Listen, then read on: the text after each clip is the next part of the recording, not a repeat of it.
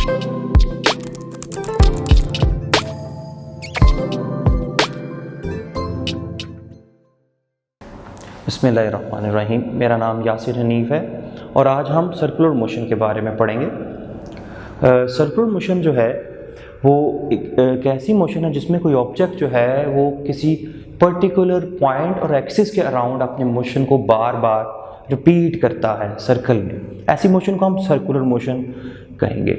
Circular motion जो है ये हमारी डेली लाइफ में हर जगह पर इन्वॉल्व है। स्मॉलेस्ट पार्टिकल्स एटम से लेके हमारी रोज़मर्रा ज़िंदगी में इस्तेमाल होने वाला पहिया और इस कायनात में बड़े बड़े जो प्लैनेट्स हैं, जो स्टार सिस्टम्स हैं, वो सर्कुलर मोशन परफॉर्म कर रहे हैं। सर्कुलर मोशन को समझने के लिए हम कुछ क्वांटिटीज़ के बारे में पढ़ेंगे। Angular displacement. एंगुलर डिस्प्लेसमेंट जो है ये एक ऐसी डिस्प्लेसमेंट है जो कि एंगुलर मोशन में परफॉर्म होती है। जैसे कि हम देख सकते हैं कि एक ऑब्जेक्ट जो है वो ए पॉइंट से मूव करना शुरू करता है और वो बी तक जाता है। ए से बी तक जो उसने एंगल कवर किया है थीटा, इसे हम एंगुलर डिस्प्लेसमेंट कहेंगे। और इसकी जो डायरेक्शन है वो निकालने के लिए हम राइट हैंड रूल यूज़ करते हैं। राइट हैंड रूल में जो डायरेक्शन ऑफ मोशन है, अगर आप उसके अराउंड जो है अपने राइट हैंड की फिंगर्स को कर्ल करें तो थंब जो है वो एंगुलर डिस्प्लेसमेंट की डायरेक्शन देगा, जो कि है along the axis of rotation. इसी तरह से अगर आप आगे देखें तो एक ऑब्जेक्ट जो है वो ए से पी तक मूव कर रहा है और एंगुलर डिस्प्लेसमेंट कवर करता है थीटा, और इस दौरान उसके सर्कमफ्रेंस पे जो आर्क लेंथ है वो उसने डिस्टेंस कवर किया है एस। तो हम इस थीटा यानी कि जो एंगुलर डिस्प्लेसमेंट है उसको कुछ इस तरह से कैलकुलेट कर सकते हैं। थीटा जो है वो इक्वल होगा arc length divided by radius. Arc length क्योंकि हम एस से रिप्रेजेंट कर रहे हैं तो वो एस आ जाएगा। आर जो रेडियस जो है उसके लिए हम आर यूज़ कर रहे हैं, तो हमारे पास एक रिलेशन बन जाएगा एंगुलर और लीनियर फिजिकल क्वांटिटीज़ में S is equal to R theta. यहाँ पे एस जो है ये लीनियर डिस्टेंस है और जो आर है वो हमारे पास रेडियस ऑफ द सर्कल है जिसमें हमारा ऑब्जेक्ट मूव कर रहा था, और ये थीटा जो है वो एंगुलर डिस्प्लेसमेंट को कोरिस्पॉन्ड करता है। अब अगर आप कंप्लीट मोशन को देखें तो हम जो है अपने जो एंगुलर डिस्प्लेसमेंट है उसके यूनिट्स के तौर पे 3 डिफरेंट यूनिट्स ले सकते हैं। रेवोल्यूशन ले सकते हैं, रेडियन ले सकते हैं जो कि ऐसा यूनिट है। इसके अलावा हम डिग्री में भी एंगुलर डिस्प्लेसमेंट कैलकुलेट कर सकते हैं। अगर आप कंप्लीट रेवोल्यूशन की बात करें तो एक ऑब्जेक्ट ए से स्टार्ट होता है और वो कंप्लीट मोशन करता हुआ दोबारा ए तक जाता है, तो इसके लिए जो कंप्लीट 1 रेवोल्यूशन होगी उसके वो एंगल रेडियन में 2 पाई के बराबर है, यानी कि 1 रेवोल्यूशन जो है वो 2 पाई रेडियन के इक्विवेलेंट है। इसके अलावा डिग्री में जो 2 पाई रेडियन है वो नियरली 360 डिग्री के इक्वल होता है। अगर आप यहाँ से जो है 2 pi radian is equal to 360 degree से अगर आप 1 रेडियन की वैल्यू कैलकुलेट करें तो वो नियरली 57.3 डिग्री आएगी।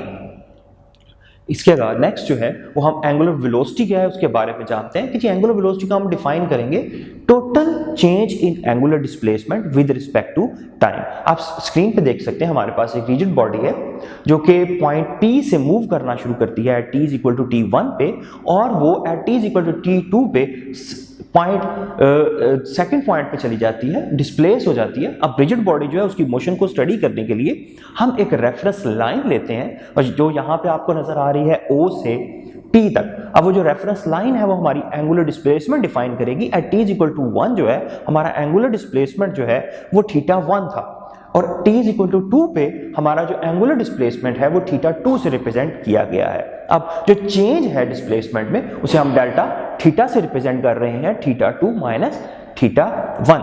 अगर आप इस चेंज इन डिस्प्लेसमेंट को टोटल टाइम पे डिवाइड करते हैं जिस दौरानिये में ये चेंज अगर किया है तो हमारे पास जो है वो एंगुलर वेलोसिटी आ जाएगी।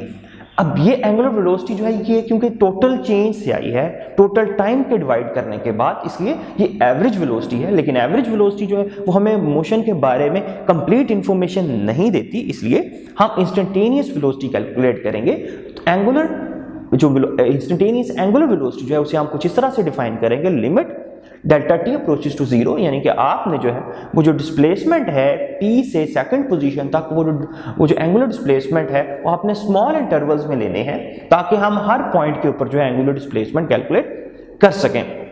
इसके अलावा एंगुलर वेलोसिटी जो है इसकी डायरेक्शन जो है वो along the axis of rotation होगी। उसी तरह से राइट हैंड रूल से हम कैलकुलेट करेंगे। अगर आप जो अपनी फिंगर्स को कर्ल करें उस डायरेक्शन में जिस डायरेक्शन में जो है ऑब्जेक्ट मूव कर रहा है एंगुलर डायरेक्शन में, तो आपके पास जो राइट हैंड का जो थंब है वो एक्स ऑफ रोटेशन के अलोंग होगा जो कि एंगुलर वेलोसिटी की डायरेक्शन को रिप्रेजेंट करेगा। इसके अलावा एंगुलर वेलोसिटी जो है उसको हम लीनियर वेलोसिटी से कुछ इस तरह से कंपेयर जो है ना रिलेट कर सकते हैं कि जी एक ऑब्जेक्ट जिसका मास m है वो रेडियस r में सर्कल में मूव कर रहा है तो उसकी एंगुलर वेलोसिटी ओमेगा जो है along the axis of rotation होगी और उसकी जो लीनियर वेलोसिटी है वो हर पॉइंट के ऊपर टेंजेंट ड्रा करके कैलकुलेट की जाएगी, यानी कि टेंजेंशियल होगी। और हम इनको इस तरह से रिलेट कर सकते हैं v is equal to R omega. v linear velocity है, r रेडियस हमारे सर्कल का और ओमेगा जो है वो एंगुलर वेलोसिटी को कोरिस्पॉन्ड करता है। एंगुलर वेलोसिटी का जो यूनिट है वो ऐसा यूनिट जो है वो रेडियन पर सेकेंड है।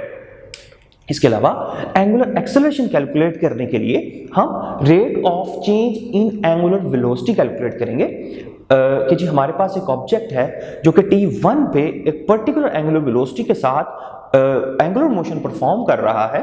उसकी जो वेलोसिटी है वो ओमेगा 1 है, तो एट टाइम t2 कुछ देर के बाद उसकी जो वेलोसिटी है वो चेंज हो जाती है और वो जो चेंज है वो हमारे पास ओमेगा 2 है। तो हम एंगुलर एक्सेलरेशन को डिफाइन करेंगे omega 2 minus omega 1 divided by t2 minus t1, यानी कि जो टाइम में चेंज आता है उसको आप डिवाइड कर दें अगर किस पर जो एंगुलर वेलोसिटी में चेंज आता है तो हमारे पास आ जाएगा जी एंगुलर एक्सेलरेशन। और अगर आप ये हमारे पास एवरेज एंगुलर एक्सेलरेशन है, अगर आप इंस्टेंटेनियस कैलकुलेट करना चाहते हैं तो आपने वो जो टाइम इंटरवल्स हैं वो बहुत स्मॉल लेने हैं कि आपने लिमिट लगानी है कि जी डेल्टा टी जो है वो अप्रोच कर रहा है जीरो को।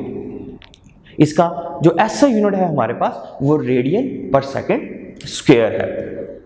अब हम रिलेशन देख लेते हैं। हमारे पास लीनियर क्वांटिटीज और एंगुलर क्वांटिटीज में हमारे पास जो अभी अब तक हमने पढ़ा है उसमें हमारे पास लीनियर क्वांटिटीज हैं। एक हमारे पास लीनियर डिस्टेंस है s, एक हमारे पास लीनियर वेलोसिटी है v जो कि टेंजेंशियल है, और एक है हमारे पास लीनियर एक्सेलरेशन a।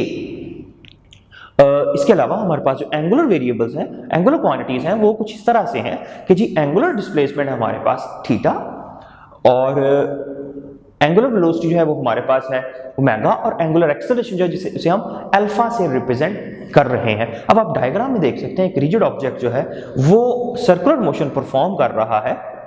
इसमें हम रेफरेंस लाइन ले रहे हैं O से P, और इस OP से हम कंप्लीट मोशन को डिस्कस करेंगे। इसके लिए आप देख सकते हैं पॉइंट P पर हम टेंजेंट ड्रा कर रहे हैं जो कि आपको ग्रीन कलर में नजर आ रहा है, जो कि वेलोसिटी v को रिप्रेजेंट करेगा। और इसका रिलेशन जो है वो एंगुलर वेलोसिटी के साथ डिफाइन किया गया है, v is equal to R omega. Omega जो है वो एंगुलर स्पीड है, जिस एंगुलर स्पीड के साथ ये रिजिड ऑब्जेक्ट जो है ये एंगुलर मोशन परफॉर्म करेगा।